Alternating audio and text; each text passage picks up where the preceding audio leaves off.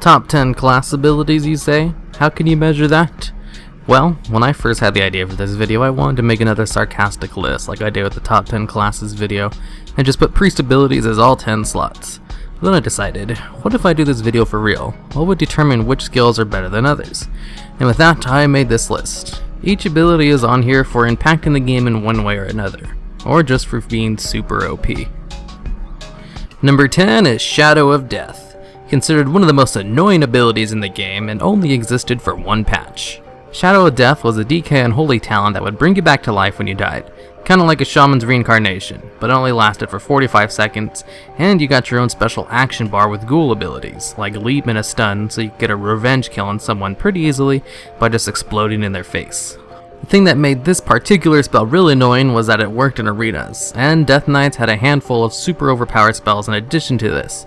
So when you finally managed to kill a DK, which was a feat in of itself, they'd come back to life, leap over to you and stun you while their pally partner finished you off. Number 9, Mage Portals. Now, I have a little story about the mage I use in almost all of my videos. You see, I have had a max level mage in all expansions I've played WoW, but only ever used him to raid one time in place of my hunter on Heroic Spine of Deathwing. And yet, every single expansion I still level mine up to the new max level. Not because I particularly like mages or anything, but because of their portals. Teleportations to be more precise. Back in Wrath, I let my 8-year-old little brother play my account because he loved leveling new characters. He still does, and I don't quite get it, but my current mage was one of his little adventures. One day I decided that I wanted a hunter as my new banker ult, because Aspect of the Cheetah would allow you to run to the mailbox faster. So I decided to ditch the mage, but I couldn't delete this level 37 mage. So I logged into him to ditch all of his equipment to check his mailbox. When I logged in though, he was in the middle of nowhere, and he didn't have a Hearthstone for some reason. So I used one of his teleportations to go back to Orc, and when I got close to a mailbox I just blinked to it. Then I thought, this is pretty convenient. So I just kept the mage in Orc and he became my new banker.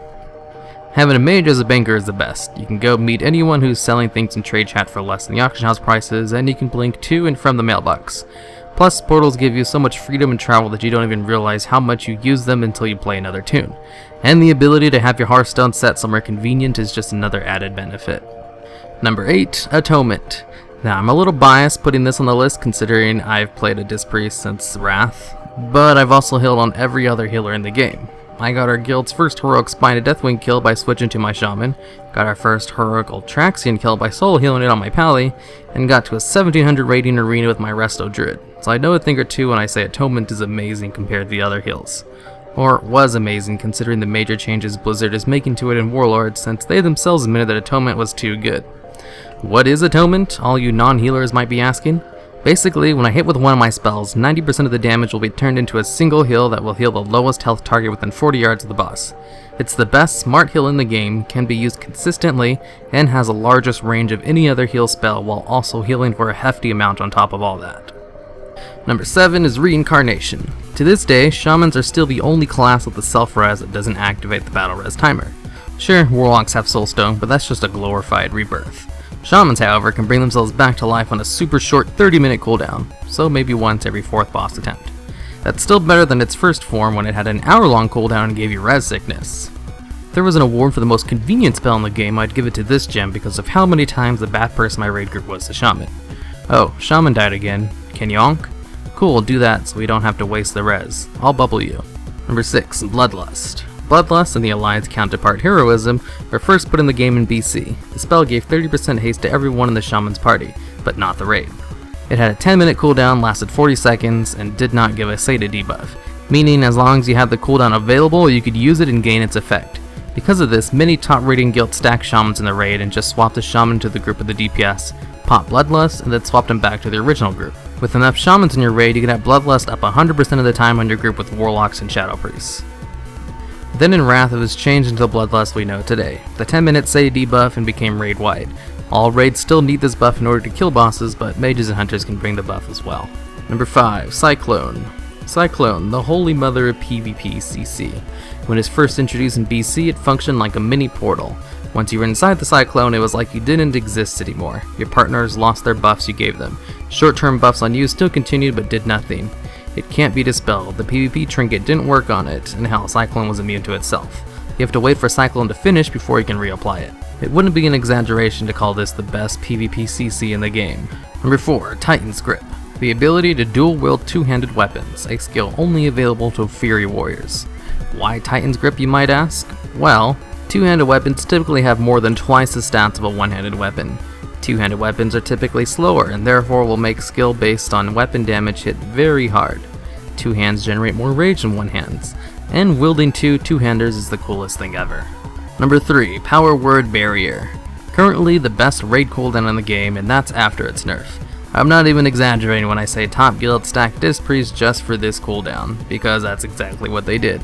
You see, in its first form it had a 2-minute cooldown, reduced all damage by 30% for anyone inside of it. At 2 minutes and with enough Dispriest, you could just straight up ignore raid mechanics. Then it was changed to have a 3-minute cooldown and reduced damage by 25%, making it still powerful but not anywhere near as ridiculous as it was before. Barrier is on this list for being OP in the past and still being amazing today. Number 2. Hunter Pets. Now, Hunter Pets aren't really a skill and more of a mechanic of the class, so I'm cheating a little by putting this on the list. But you can't deny the impact that they have on the game. Hunter Pets are able to bring nearly every single raid buff in the game, which allows for a lot of raid flexibility if you have a few hunters. Hunter Pets can even battle res now, so there's no need to bring Warlocks, Druids, or DKs to raid.